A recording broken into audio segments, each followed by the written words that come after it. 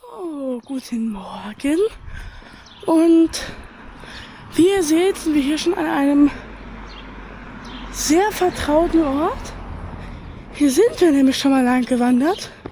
Und wir müssen auch teilweise, am Anfang nur, den gleichen Weg laufen. Aber wir laufen nicht die gleiche Route, sondern wir laufen eine andere.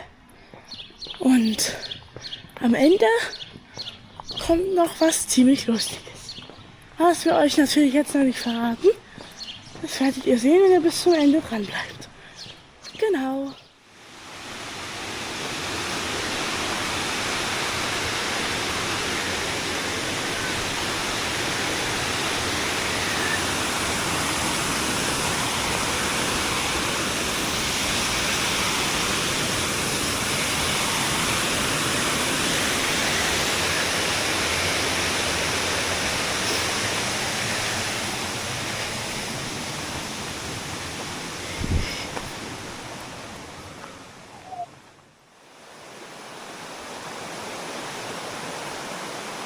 Morgen.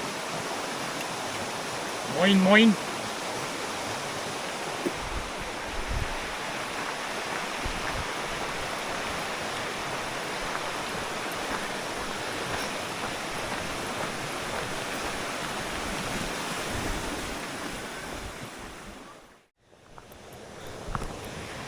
So, letztens habe ich hier einen Steinhaufen gemacht.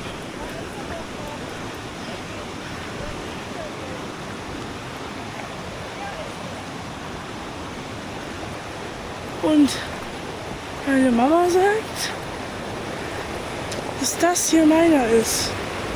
Aber ich bin mir gerade nicht mehr sicher, ob das wirklich meiner ist. Aber sie hat recht, ich glaube, auf die Kamera habe ich auf den Stein gestellt. Wir werden sehen. Kann ich dann gucken. Ich werde es euch unten dran sagen, wenn es doch nicht der richtige ist. Okay? Aber wir sind uns ziemlich sicher, dass das meiner ist.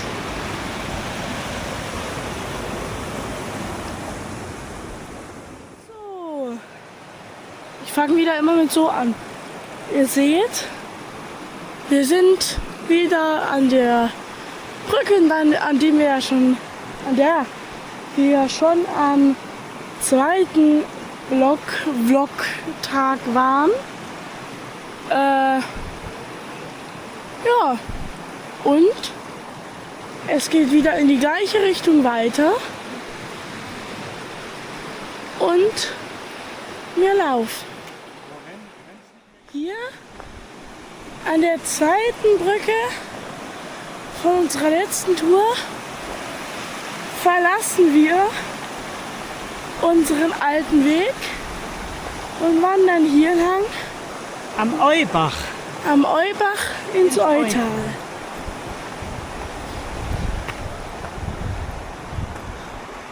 Ja, das könnte man schon fast einen Fluss nennen. Aber dafür ist es, glaube ich, noch ein bisschen zu eng.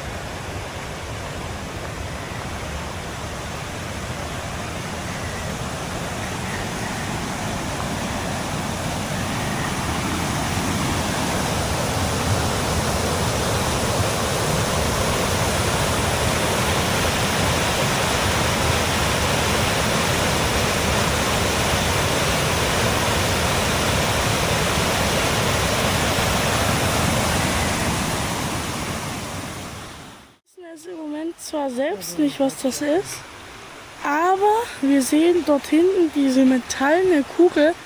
Das ist ein hydraulischer Widder. Aber was das ist und was es macht, gucken wir gerade nach. Ein hydraulischer Widder ist eine historische rein durch Wasserkraft angetriebene Wasserpumpe.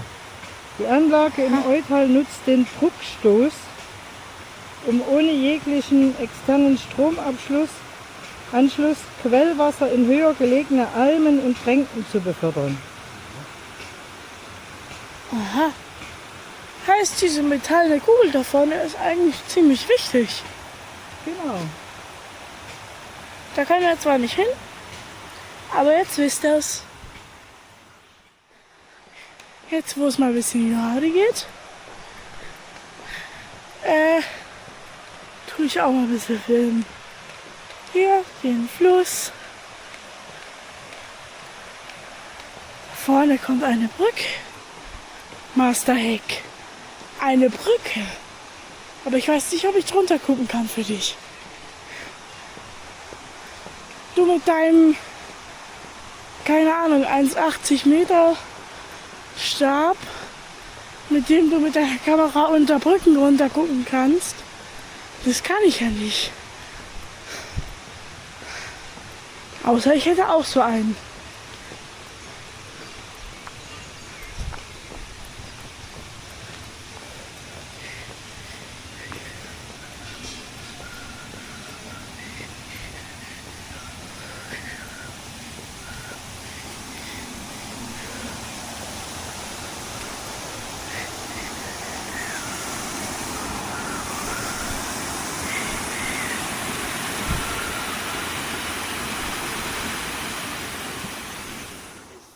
Das da drüben, wenn ihr das auf der Kamera seht, ist zwar nicht der Stulpenfall, wo wir hinfahren, ja klar, wo wir hingehen, laufen, aber es ist ein Wasserfall und er ist schön. Und wir müssen hier weiter, auf dieser Straße. Und weiter.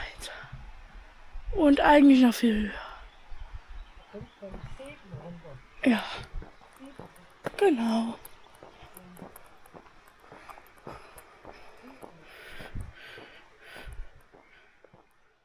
Hier sieht man den Wasserfall nochmal von näherem. Ist zwar nicht so nah, aber man hört ihn schon. Und man hört auch Kühe.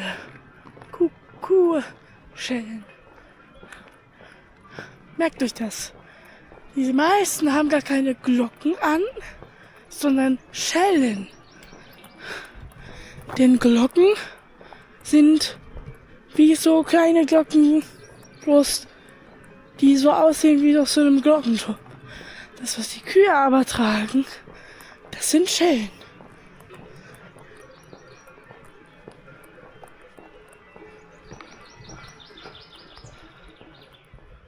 Hier an einem Schild stand gerade, Sie verlassen die gesicherte Zone, alpine Gefahr. Und die Mama hat gesagt, ja, hier unten ist sie. Sie wackelt mit den Ohren. Ja, aber die würden mir doch niemals was tun. Die sind viel zu süß dafür. Ne? Ihr zwei. Ihr seid ganz entspannt.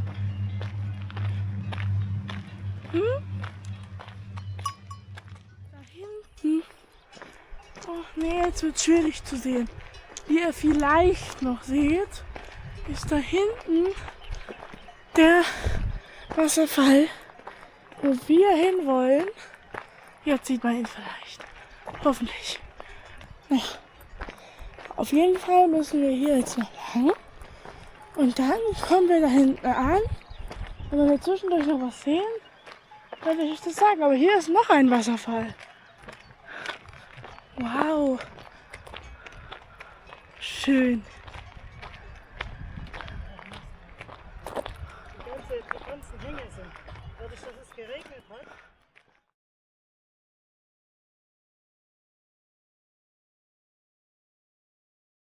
Drache im Seealpsee. Hoch über dem Eutal. Ich muss näher ran.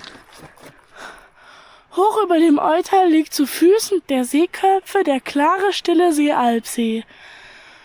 Er ist von ungeheurer Tiefe. Angeblich soll die Tiefe der Talsohle von Oberstdorf entsprechen. Einer alten Sage nach liegt auf seinem Grunde ein Drache, der schläft. Einstens, wenn die Zeit gekommen ist, wird er die Felswände, die den See gegen das Eutal abschließen, durchfressen und dann mit Oberstdorf von den ausbrechenden Wasserfluten untergehen und großen Leid entstehen.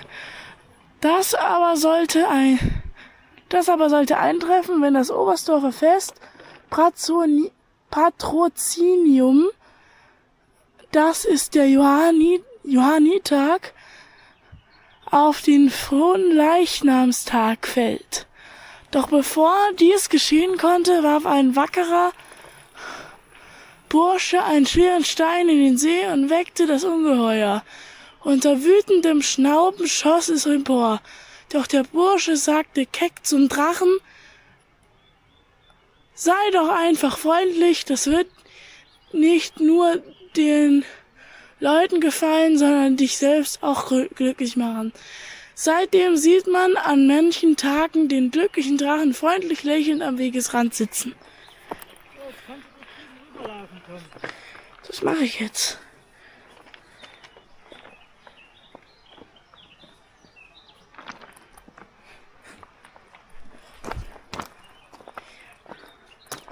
Über diese Mini-Brücke.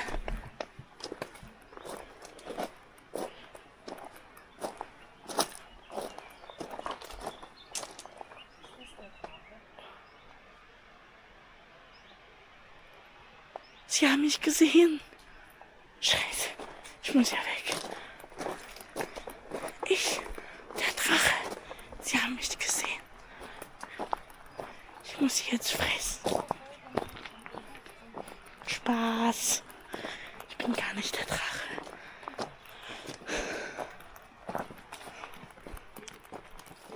So, nachdem wir die Pferde vorbeigelassen haben, gehen wir hier über die Brücke, über den Fluss. Ach du Ja, die ist ein bisschen blöd, finde ich. Aber nein, ich bin drüben. Sie kommt.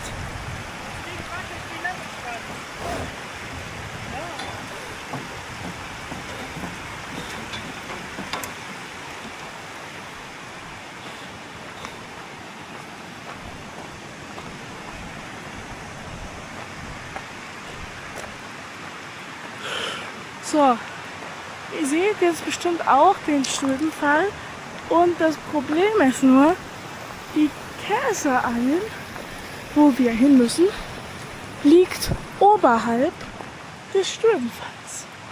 Bedeutet, wir müssen da hoch. Ganz weit hoch. Also, das kann eine Weile dauern. Das heißt, wir sehen uns erst dann. Genau.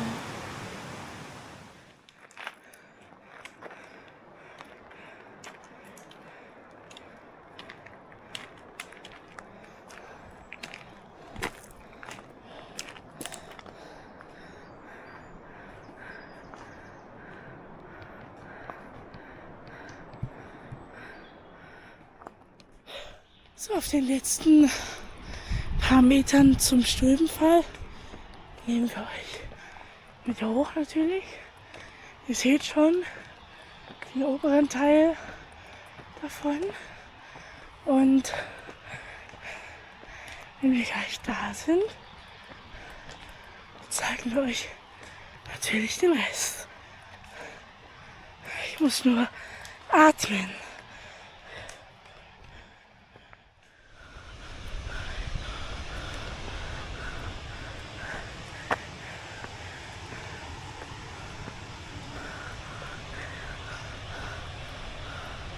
Selbst hier fliegt schon ein bisschen Wasser hin.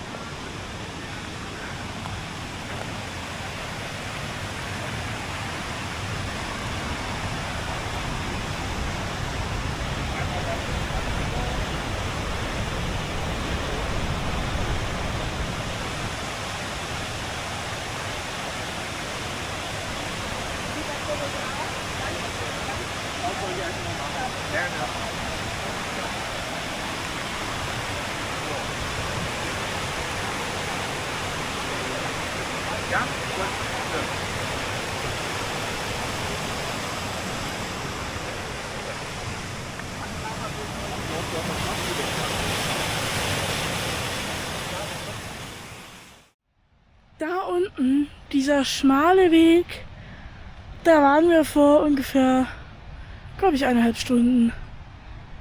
Jetzt sind wir hier. Hier oben, müssen aber trotzdem noch da hoch. Naja, das wird schon. Weiter geht's.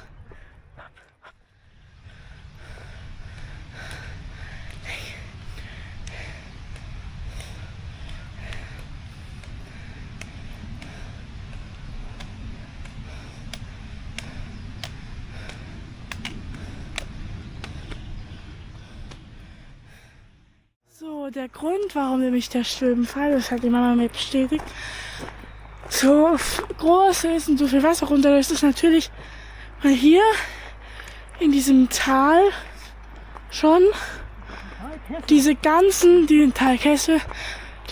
Wasserfälle zusammenkommen und da unten durch diese Bäche, die ich gezeigt habe, durch diese vielen Bäche, das sind so 5 Stück oder so gewesen, in den Schwimmball fließen.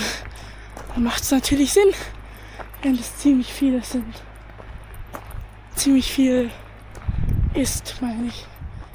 Genau. Hat Komoot jetzt auch gesagt. Wir haben Käsealpe erreicht. Der höchste Punkt unserer Tour, glaube ich. Auf wie viel Metern? Auf sehr vielen Metern. Ja. Tschüss. So, jetzt sind wir hier an der Käsealm und wir essen schönen Kuchen. Ja, Und Käsekuchen und Schmalzbrot und Holunderschorle und Buttermilch mit Buttermilch. Und uns lasst es alles gut gehen und wir lassen uns jetzt erstmal gut gehen, dann gehen wir wieder weiter. Wieder zurück, runter. Den Weg. Ja? Guten Appetit. Jetzt sind wir raus aus der Alm und wir laufen entspannt hier bei diesen Wegen und Flüssen und Bächen und keine Ahnung was noch runter zu dem Geheimnis, was wir euch dann zeigen werden, wenn wir da sind.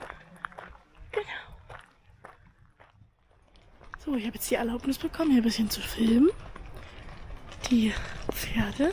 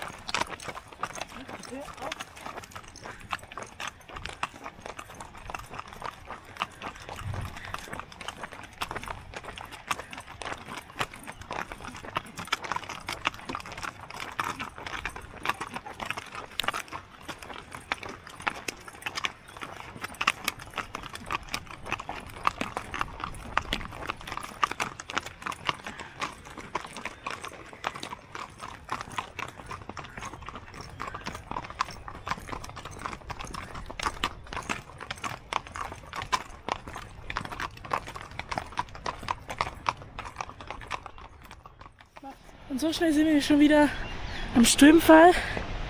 Und ich bin immer noch wieder mit dieser wunderschönen Aussicht. Laufen wir jetzt hier runter. Und dann kommen wir zu der Gaststätte. Da hole ich mir vielleicht noch eine schöne Milch oder sowas. Und dann fahren wir eventuell das Geheime nach unten. Einige wissen es vielleicht jetzt schon, wenn wir schon öfters gesagt haben, wir sind im Eutal. Und manche wissen vielleicht, mit was man hier runterfahren könnte. Schreibt es doch mal in die Kommentare, also jetzt pausieren, mal in die Kommentare schreiben, was ihr vermutet. Und dann könnt ihr weitergucken. Aber erstmal gucken wir uns jetzt hier diesen wundervollen Wasserfall nochmal an.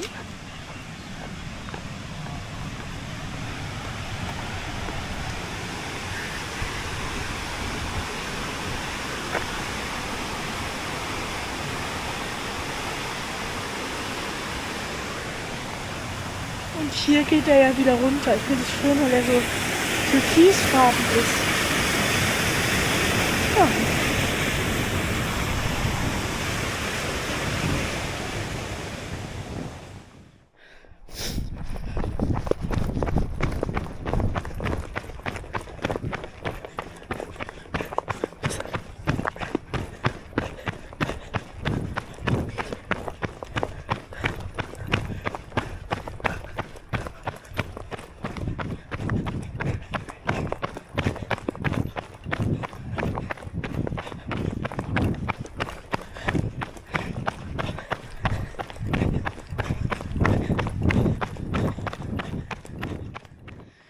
So, jetzt bin ich unten.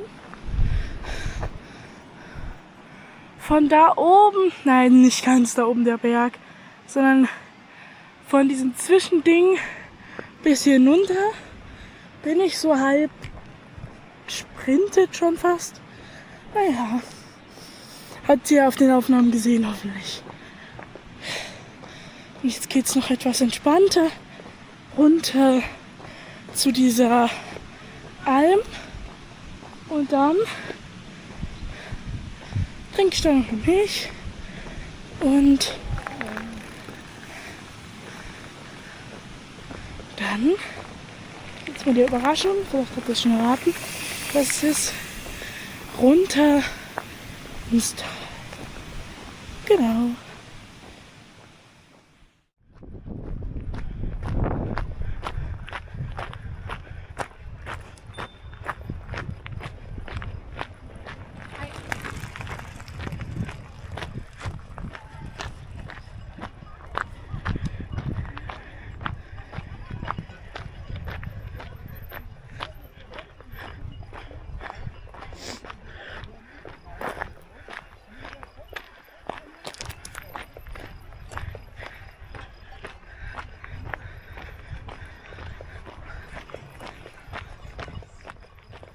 So, jetzt kommt die Auflösung. Ihr seht schon.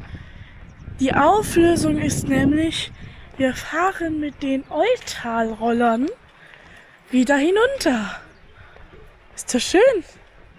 Mit einem Helm, den muss ich natürlich aufsetzen. Den muss ich erstmal hier zusammen machen. Und dann geht es los. Und los geht's. Ja. Und los geht's. Jetzt sind wir auf den Eutal-Rollern.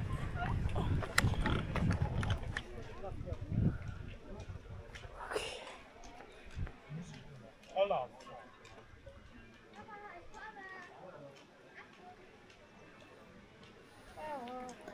So.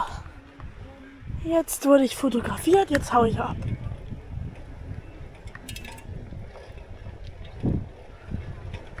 Jetzt ist es ein bisschen ruhiger, die Fahrt. Es ist ein bisschen sehr ruhiger. Wir müssen ja nur stehen.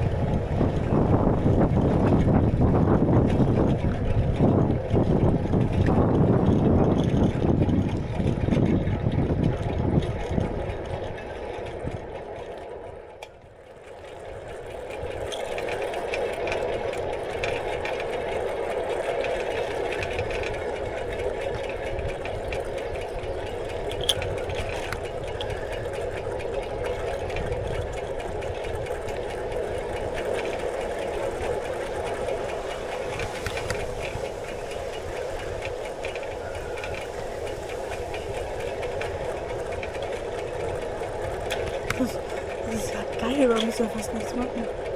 Das ist extrem cool. Ach du Scheiße.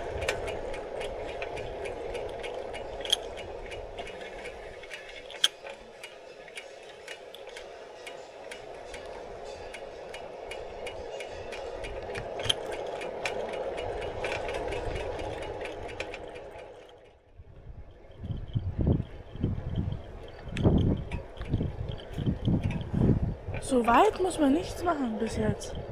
Haben sie das extra für die Roller gebaut? Kann das sein?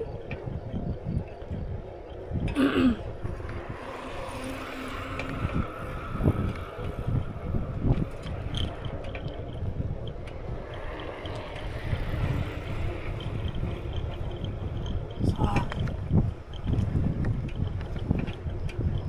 Ja, das ist aber geil. Es hat sich gelohnt.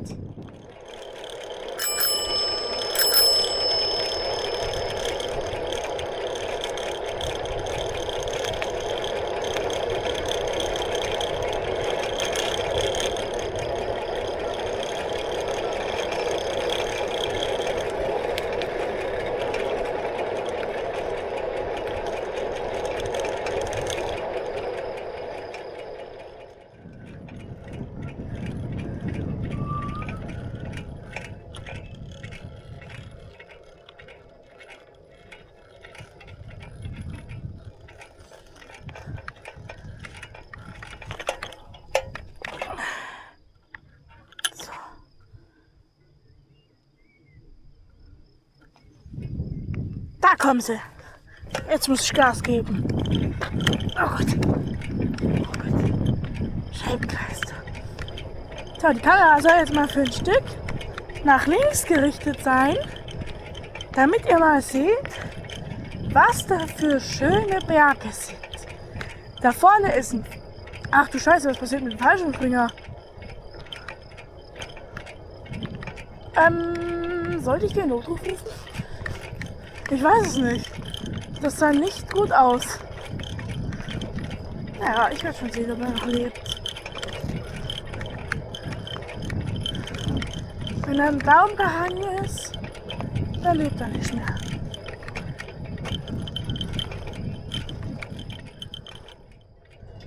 Das werde ich schon sehen. Irgendwie. Oh, das sind schon die Schanzen. Das ist ja witzig.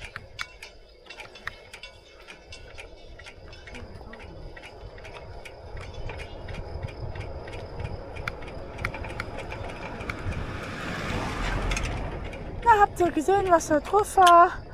Das waren die Roller, auf denen wir fahren. Und da sind die Schanzen. Und die Mus. Hallo.